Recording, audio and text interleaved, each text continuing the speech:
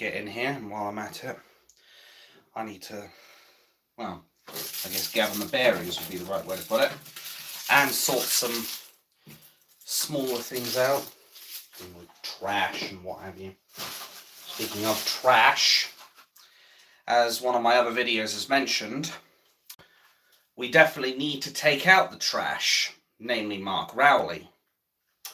But I've already put out a video basically unleashing hell on him for having the audacity to call us that went down to the 1st of June's protest and those veterans extreme right. Not even far right. But I don't want to just talk about that, because there was something about the 1st of June that I commented on one of my streams, which was the less positive things about the 1st of June. Now, I reported basically what I saw on the 1st of June. Hello there, Super J. Hope you're doing all right.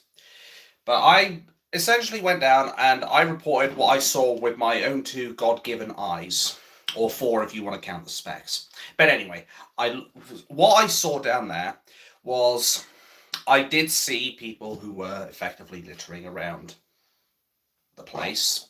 Now, whether it was cleaned up, I don't know. But there are people who have been telling me in the comments of some of my recent streams that apparently there was a picture taken from like an aerial bird's eye view or what have you, showing that the area that the protest took place in, it turned out to be cleaner than when before we actually arrived.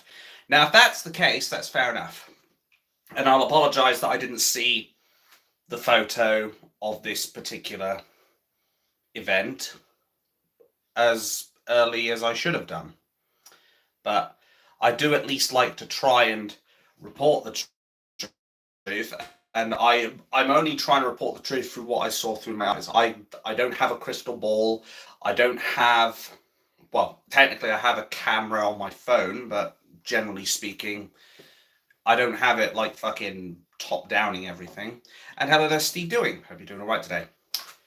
But I just basically wanted to make this, more than anything, just to apologise to anyone who thought that perhaps I was misleading people or lying to you about the littering problem and the mess that was left on the grass when I saw it. As said, I just wanted to say what I saw. I can't actually change camera angles and see like what's wholly above Parliament Square. I need a bloody helicopter to do that shit. And good luck getting one of those that'll fit my ass in there. But that's beside the point. Point is, I can see where people are coming from as far as that's concerned. And I do want to say that I understand what you guys have said. If I find this photograph and look at it and see that it is all true and what have you, yeah, I will happily say, yeah, that was an oversight. It wasn't like I made a mistake and said, oh, Tommy Robinson's a wanker. No, it was just a matter of I reported the truth. I just didn't have the aftermath of it and what happened after we had all left. That's all. And hello there, Nixie. It's good to see some people in here. But I hope as well nobody's going to take that too much to heart. And I guess I really want to go over a little bit of Nigel Farage and I guess, what's his face? Wishy-washy Sunak. Mind you, he probably does deserve to be called what's his face at this point. The amount of shit that he's given the establishment, but I digress. Anybody remember D-Day? I sure do. I remember it all too well.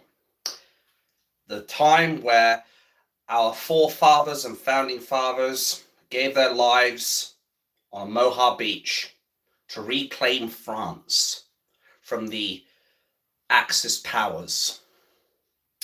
Man. I mean, obviously I don't want to be in their shoes because you don't look that old. Fair enough. But anyway, I will say I don't want to be in their shoes because chances are I probably wouldn't be able to stand my ground worth of fuck. But That's beside the point. There were people who had bigger balls than I, or you, or anyone else, that were able to make the ultimate sacrifice and be able to secure freedom for Western Europe. Those forefathers and founding fathers. But Rishi Sunak decided to leave early during the Memorial Day, or Remembrance Day, or whatever it was. Nice, huh? What a great way to just show the absolute utmost contempt for those people who died by literally being like, fuck it, I'm leaving. Bye. Like, do you get where I'm going with this? Like, he couldn't have been more disrespectful. It was almost like he was there and he was saying the stuff and it was like, I've got bored. Like, Christ. Biden left early too. Wait, hang on. Biden's no longer president? Or what are you saying? Christ. I haven't been keeping up with all of the Trump news, but I do know that Trump was convicted on charges on what have you. But I think it's backfired on them spectacularly from what I understand. So you'll have to clue me in on that one. But as far as Sunak is concerned, as far as my reaction to him is concerned, normally I'd have like a massive speech prepared, because obviously it would be recorded in a pre-recorded fashion, but realistically, I think a lot of you can agree with me on this one as well. I've only got a one-word response to this prick, and any other person who has the same attitude as wishy-washy Sunak. Traitor. Need I say more? Because that is effectively what Sunak is. Sunak, Mark Rowley. I don't know about Keir Starmer because I haven't seen enough of him yet, but I suspect he will be. People like Matt Wancock, people like Theresa May, people like David the Conman Cameron, can't even get the words out now. People like Gordon the Bullion Blundering Brown, Tony the War Criminal Blair, all traitors. People who have put self-vested politics and interests before the wishes of the British people. But Mark Rowley is just one of those snakes that, as said, to be slight devil's advocate, Rowley is mainly the puppet being controlled on the strings of Sadiq Khan. You know, the Islamist who had connections to people of the 7/7 bombings. Yeah, that's Sadiq Khan. But of course, the mainstream media won't tell you this. Yeah, because say it with me, folks. It doesn't suit the narrative. That's the thing. A lot of people overlook Sadiq Khan's links to terrorism. And he successfully had them dismissed as, yeah, have a guess, Islamophobia. Yeah. And hey there, Ted. I know you said you were trying to catch up and what have you. It's good to see you here in a stream at last. Appreciate you being here. But as far as Mark Rowley is concerned, I've already signed the petition. I think it's resignmarkrowley.com or Mark Rowley resigned. It's one or the fucking other. Like, I know that much. But I have at least put my signature in on the Urban Scoop website, so hopefully that petition will go well over 100,000 signatures. I am hoping. Because it will showcase to this spineless, gutless piece of shit that we, the British people, have had enough of his antics. We've had enough of his two-tier policing, as in he sticks two fingers up at us and then allows Palestinians to chant from the river to the sea, Palestine will be free. And of course, as said in the last video, basically these people are encouraging an intifada.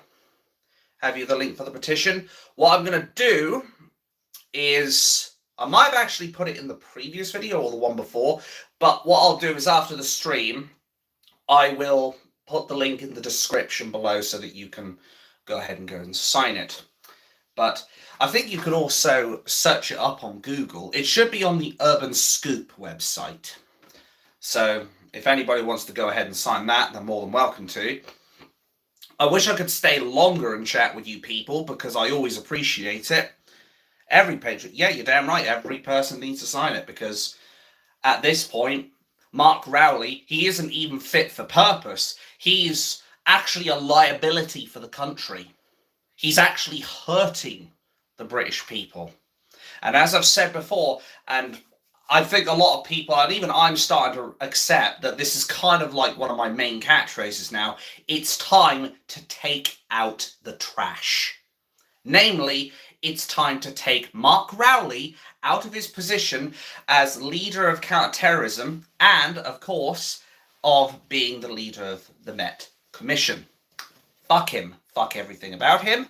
I cannot stand him. I cannot stand the fact that he authorised the ambush on Tommy Robinson on November, which I still remember to this day, and anybody who also remembers that day will also appreciate that. Anybody who doesn't know about it, I will describe very, very briefly what happened. Tommy Robinson was over at a cafe in London where he was about to show his support at an anti-Semitism march to support the Jews. Now, I'm not here to talk about Zionism or what have you, so we're not going to talk about that. But he was down at a cafe before he even went into this protest. Turns out Mark Rowley authorised policemen to go to the cafe he was at and say, arrest him, basically. They went into the cafe, he had an argument with them, they tried to use a law that effectively, how do I put this? It's a kind of a stopgap law more than anything, like a Section 35, I believe it's called. But they use that as a blanket thing they do. Like, you're going to get a Section 35 to disperse. And it could be for anything. Hell, it could even just be, in Tommy's case, for just existing. But of course, they have no authority to do that. But Tommy was arrested, bundled out by 30 police officers. He was then obviously arrested, so he wasn't going anywhere. But then some wanker came along with his CS spray, pepper spray, whatever the hell it was, and point blank sprayed him in the face. Which, as I've said in a previous video, as far as the use of CS spray is concerned, there are 4 main guidelines of which you have to use it. Rather that you can't use it. One is when you're doing it basically at a distance. 2 is in an enclosed public space. Obviously, if you can end up doing some awful damage to someone. Number 3, which was the main point, on a restrained or a person who is restrained space because of the risk of being able to hit potentially other officers or people who are not even involved in what's going on. But they basically ignored the guidelines. I hope the cunt who did that to him was fired, because quite frankly he deserves it for gross misconduct and effectively assault, even twisted his arm, what have you. But let's be clear, the problem isn't the police themselves per se, it's the people pulling the strings, in which case Mark Rowley definitely would fit that as far as regular police are concerned. That is why the man needs to go, because he is the man responsible for telling these police how to do their job. And as I've said before, when we go to a protest, or when we go anywhere for that matter, we should not be able to know what side the police is on. Like, if I were to come out and we've got police hither or whether, and I can't believe I'm using these balls for it. Anyway, if you've got police, you don't expect them to be on one side or the other. You expect them to be politically neutral. But when you are at a stage, when you go up there and you're thinking, well, we've got to watch our backs because we know the police are going to come after us, that's a huge problem. And it means that British people have lost respect for you. The Rock does go above Rowley, I accept that, Jay. I definitely accept that 100%. Because it is Sadiq Khan who is also supposed to be the head of the police themselves. So it isn't just Mark Rowley, I accept that. But the trouble is, Sadiq Khan is going to be much harder to get rid of because he is someone who, sadly, they've elected. And unfortunately, we've only got the sheep to blame for that one, the people who don't know any better. Or maybe it was the Muslim vote. I don't know. Because after all, there have been cases in the past where Muslims have been arrested and charged for postal electorate fraud. I believe Anne-Marie Waters did a couple of good stories about that. But it is what it is, folks. We have to do what we can, at least, though. We have to challenge these traitors and take out the trash, because that's the only way this country is going to get better. But I've spoken enough. I actually went about 5-6 minutes longer than I was going to, because I'm going to be streaming over on Twitch. I can't remember what I'm going to be playing off the top of my head, but I've got a lot of activities to do as well. I'm also going to be going somewhere on Saturday. I'm going to be speaking to someone. Personal issue, but we'll see what happens from it. Could be exciting. I've rarely had contact with the outside world, so, well, other than work, of course, but we'll see how it goes. But in the meantime, guys, I wish you all a good morning, afternoon, or evening, wherever you are. I'll thank you one last time for watching, and I will see you all in the next one. Bye-bye for now.